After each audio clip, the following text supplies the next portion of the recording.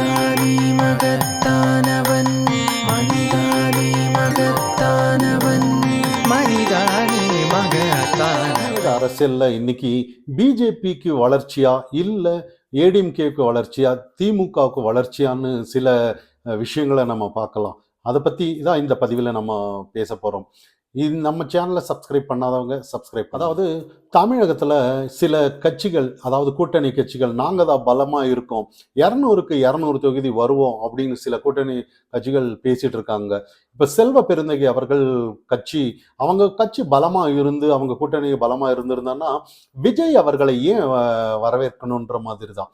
அதாவது சில பதிவுகள் வந்திருந்தது. அதாவது மதவாத செல்வ பெருந்தகை சொல்றாரு, மதவாத கட்சி நம்ம ஆரம்பத்திலே அழிச்சிடணும், அதை வளர விடக்கூடாதுன்ற மாதிரி சில கருத்துக்கள் சொல்லியிருந்தாரு. ஒரு கட்சி இங்க பலமா இருந்திருந்தானா விஜய் அவர்களை எதுக்காக கூப்பிடுவாங்கன்னு நிறைய மக்கள் மத்தியில கேள்வி இருக்கு. இப்போ அதே மதவாத கட்சின்னு இவர் யார் குறிப்பிடுறாருன்னா இங்க பிஜேபி தான் நம்ம சொல்லலாம், அண்ணாமலை அவர்களை சொல்லலாம். ஆனா அப்போ அவங்க வளர்ந்துட்டு இருக்காங்கன்னு தான் நம்ம இங்க பார்க்கப்படணும். அதே மாதிரி அதிமுக சார்பிலே செல்லூர் ராஜு போன்றவர்கள் இதே விஜய் அவர்கள் ஆரம்பத்துல கட்சி தொடங்கும் போது கூட வரவேற்பு இருந்ததுன்னு நம்ம சொல்லலாம். ஆனா அவர்கள் ஆரம்பத்திலேயே அவங்க கூட்டணி இல்ல அவங்க கட்சி பலமா இருந்திருந்தோம்னா எதற்கு விஜய் அவர்களை கூப்பிடணும்ன்ற மாதிரி கேள்விகள் இங்க அந்த அளவுக்கு பலமா.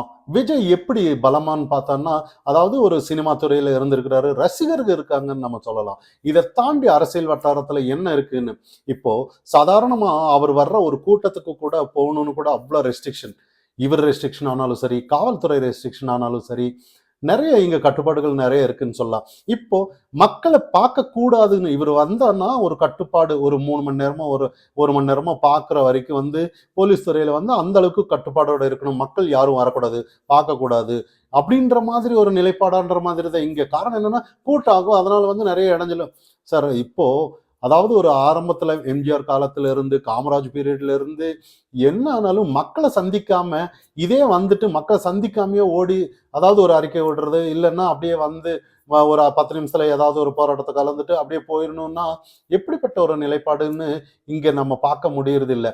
ஆனா இப்படிப்பட்ட அரசியல் இங்க தேவைதானான்ற மாதிரி சில இங்க அண்ணாமலை போன்றவர்கள் சில விமர்சனங்களை வச்சிட்டு இருக்காங்க. ஏன்னா மக்களை நேரா சந்திக்கணும். இப்போ காமராஜா இருந்தாலும் கூட அந்த பீரியட்ல காமராஜ் ஐயா அவர்கள் ஒரு அணை கட்டுறதா இருந்தாலும் அந்த கிராமத்தை சுத்தி மக்களா இருந்து பேசி என்ன ஏது மக்களோட கருத்து கேட்டு இந்த மாதிரி அரசியல்ல இன்னைக்கு நிலைச்சு நின்று அவங்கள பேர் இன்னைக்கு சொல்லிட்டு இருக்காங்க நம்ம சொல்லலாம். அதே மாதிரிதான் இன்னைக்கு ஆனாலும் கூட ஒரு அரசியல்ல புதுசா வர்றவங்க இப்படிதான், அதாவது மக்களா இருந்து கூட்டம் இருக்கதா செய்யும், வரவேற்கத்தக்கது தானே. மக்களை ஒரு தலைவர் சந்திக்கிறாங்கன்னா வரவேற்கத்தக்கது தானே. ஆனா அந்த இடத்துல கட்டுப்பாடுகள் இதெல்லாம் இருந்தான்னா இது எப்படிப்பட்ட அரசியல்னு இது தமிழ்நாட்டுல ஒரு புதுசா இருக்கு. ஆனா இதெல்லாம் நாளைக்கு ஃபியூச்சர்ல அதாவது இவங்க ஓட்டா மாறுமாங்கிறது போக போக தான் நம்ம தெரியும். இருந்தாலும் இப்போதைக்கு செல்வ பெருந்தகை இவர்கள் எல்லாம் இன்னும், அதாவது இன்னொரு கட்சியை இத்தனை நாள் இப்போ அண்ணாமலை அவர்கள் சில விமர்சனம் செய்யறாரு. அதாவது விஜய் அவர்களை மேல வச்சிருக்கிற நம்பிக்கை அட்லீஸ்ட் ராகுல் காந்தி அவர்கள் மேல வச்சிருந்தாலும் கூட ஏதாவது ஒரு பிரயோஜனம் இருக்கும், விஜய் கிட்ட வச்சு என்னத்த ஆக போகுதுன்ற மாதிரி விமர்சனங்கள். ஆனா அப்படி அவங்க எல்லாம் இந்த மாதிரி விஜய் அவர்கள் வரவேற்கும் போது அவங்க பலமா இருந்தானா எதற்கு அவங்கள அழிப்பாங்கன்ற ஒரு இதுதான். அப்போ அவங்க எதிர்பார்க்கிற கட்டதான். ஆனா அதே பிஜேபி தரப்புல அண்ணாமலை அவர்கள் சில கருத்துக்கள் சொல்றாரு, நாங்க எந்த கட்சியும் நாங்க இல்லை, எங்களுக்குன்னு ஒரு கட்சி கோட்பாடுகள், அதாவது கொள்கை இருக்கு, நாங்க அதை நோக்கி தான் நம்ம போறோம், அதை தான் மக்களிடையே எடுத்துட்டு போகணும்னு அண்ணாமலை அவர்கள் சொல்றாரு. இப்போ சில கருத்து வேறுபாடுகள் இருக்கு. அதாவது இவங்க அறநிலைத்துறை இல்லவே இல்லை, அறவே நீக்கணும்னு சொல்றாங்க பிஜேபி தரப்புல. ஆனா இதெல்லாம் ஏடிஎம்கே தரப்புல ஏத்துக்குவாங்களா? இது எப்படி, அதாவது மற்ற கட்சிகள் எல்லாம் ஏத்துக்கிறதுலன்ற போது அப்போ கூட்டணிங்கிற இங்க வரவே வராதுன்னு தான் நம்ம பார்க்கணும்.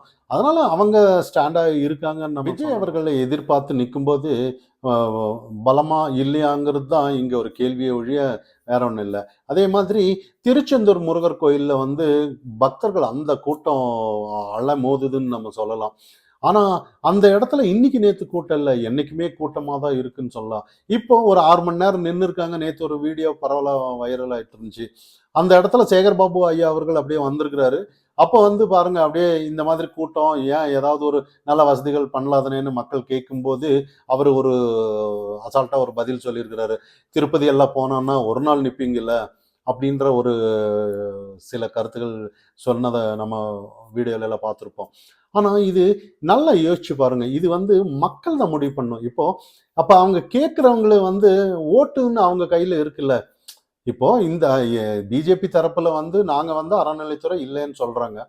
அப்போ ஒண்ணும் இல்ல. இப்ப ஒண்ணும் செய்ய முடியாது. எந்த ஒரு போராடுனாலே கூட இங்க ஒரு சரியான அனுமதி குடுக்க போறதில்ல. அப்படியே போராடினாலும் கைது நடவடிக்கை தான் நம்ம சொல்லணும்.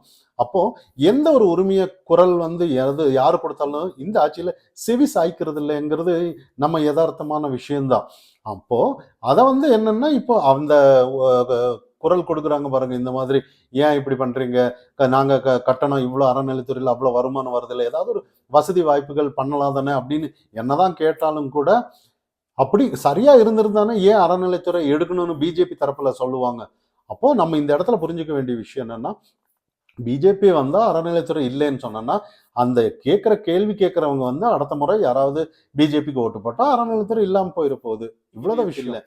பழனி ஆனாலும் சரி, திருச்செந்தூர் ஆனாலும் சரி, எந்த ஒரு கோயிலுக்கு போனாலும் கூட 5 மணி நேரம், 6 மணி நேரம் நின்னு, அத கர்ப்பிணி பெண்கள் இருப்பாங்க, சின்ன குழந்தைகள் இருப்பாங்க.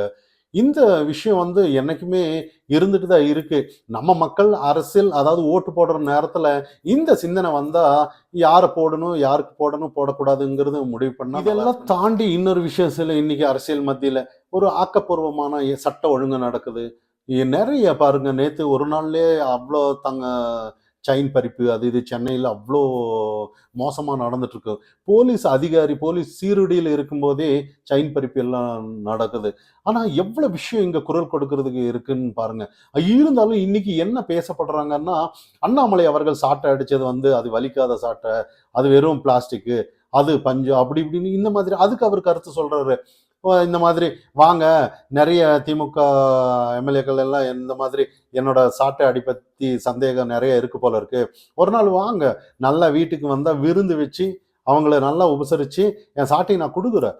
ஒரு 6 அடி அடிக்கணும்னு எல்லாம் இல்ல. ஒரு 2 அடி அடிச்சா போதும். நீங்க வந்து அத பண்ணிட்டு போங்கன்ற மாதிரி தான். ஏன்னா, சில விஷயங்கள் வந்து இங்க இந்த மாதிரி தான் பேசிட்டு இருக்காங்கங்களே ஒழிய. ஏன்னா, அண்ணாமலை என்கிற தனி நபரை எதிர்க்கிறதுக்காக தான் இங்க நிறைய சில இதெல்லாம் நேத்து ஒரு வீடியோ வந்துருச்சு. ஒரு லெட்டர் பேடு, அதாவது எச் ராஜாவோட லெட்டர் பேடு, அதாவது இல்லீகலா, அதாவது ஜேபி நட்டாக்கு வந்து அனுப்புற மாதிரி சில இது. அதுல ஒரு ஒரு பதிவிலிருந்து, வினோதினின்ற பதிவிலிருந்து அது வந்து வெளியாயிருக்குன்னு நம்ம நேத்து வீடியோ முழுக்க நம்ம பார்த்துட்டு இருந்தோம். அப்போ இந்த மாதிரி அண்ணாமலை என்கிற ஒரு தனி நபரை வந்து எதிர்ச்சிட்டு இருக்காங்கன்னு தான் நம்ம சொல்லணும். இப்போ பிஜேபி எதிர்க்கிறாங்கன்னா இங்க இல்லைன்னு தான் நம்ம சொல்லணும். டிஎம்கேனாலும் சரி, ஏடிஎம்கேனாலும் சரி, இங்க இருக்கிற அனைத்து கட்சிகளும் அண்ணாமலை தனி நபரை தான். ஆனா அண்ணாமலை அதுக்கே பதில் சொல்றாரு. அதாவது அண்ணாமலை என்கிற ஒரு நபரை, ஒரு ஆளா, அப்படி என்ன செஞ்சு இங்க வந்து நான் என்ன மினிஸ்டரா, இல்ல அத்தனை முறை ஆட்சிக்கு வந்தானோ என்ன பண்ணியிருக்கேன் நானு? என்ன எல்லாம் ஆளு நீ தனியா எதுக்கு எதிர்க்கிறீங்க? அதாவது நீங்க பிஜேபி எதிர்க்கிறீங்களா, என்ன எதிர்க்கிறீங்களான்ற மாதிரி நிறைய அவரை வந்து எப்படியோ கட்சி விட்டு நீக்கிறதுக்காக தான் சில இடையூறுகள். அப்போ இந்த இடத்துல நம்ம பார்க்கப்பட வேண்டிய விஷயம் என்னன்னா, அண்ணாமலை இருக்கிறதுனால இந்த கட்சியில வளர்ச்சி இருந்துட்டு தான் இருக்குங்கிறத இந்த இடத்துல நம்ம புரிஞ்சுக்கணும். அப்படி இல்லைன்னா இந்த மாதிரி விஷயங்கள் எல்லாம் வர வாய்ப்பில்லை. இந்த நிறைய பிஜேபி ஐடி நிர்வாகிகள் எல்லாம் சில கம்ப்ளைண்ட் பண்ணியிருந்தாங்க. இந்த மாதிரி எல்லாம் ராங் இன்ஃபர்மேஷன் எல்லாம் போயிருக்கு அப்படின்னு சொல்லி. அப்போ இங்க நம்ம பார்க்கப்பட வேண்டிய விஷயம் என்னன்னா, அண்ணாமலை இருக்கும்போது பிஜேபி வளர்ந்துட்டு இருக்குன்னு சொல்றது யதார்த்தமான உண்மை. அது இல்லைன்னு சொல்லி சில நபர்கள் வந்து நமக்கு எதிராகவே அங்க கமெண்ட் பண்றதை நம்ம புரிஞ்சுக்க முடியுது. ஆனா இதெல்லாம் தாண்டி நம்ம யோசிக்க வேண்டியது என்னன்னா, எதுக்கு அண்ணாமலை எதிர்க்கணும்? இங்க கேள்வி இதுதான். அப்போ இந்த இடத்துல வந்து பாஜக வளர்ந்துட்டு இருக்குங்கிறது நம்ம யதார்த்தமான விஷயம். ஜமாளிக்க முடியலன்னு தான் நம்ம இங்க பார்க்கப்படணும். அண்ணாமலை வந்ததுக்கு அப்புறம் டிஎம்கே ஆனாலும் சரி, ஏடிஎம்கே ஆனாலும் சரி, அவங்களுக்கு சரிவு தானே ஒழிய அவங்களுக்கு வந்து வளர்ச்சி இல்லைன்னு தான். அப்படி வளர்ச்சி இருந்திருந்தான்னா விஜயை அழைக்கணுன்ற கேள்வி இங்க நம்ம பேசப்படணும். திமுகவில் இருக்கிற கூட்டணியை இந்த செல்வ பிறந்தகை அவர்கள் விஜய் அவர்களை இந்த மாதிரி மதவாத கட்சி வந்துரும், அதனால அதை அழிச்சிடணும், நான் இங்க வாங்கன்னு கூப்பிடுறாரு. அதாவது ஏடிஎம்கேவை நம்ம எதிர்கொள்ளணுங்கிறதுக்காக கூப்பிடலன்னு நம்ம இந்த இடத்துல புரிஞ்சுக்கணும். இப்போ நல்ல ஒரு விஷயம் பாருங்க, அதாவது மதவாத கட்சின்னு யாரை குறிப்பிடுறாருன்னு நம்ம பேசியிருந்தோம், அண்ணாமலை பிஜேபி அவர்கள் தான் நம்ம சொல்லலாம்.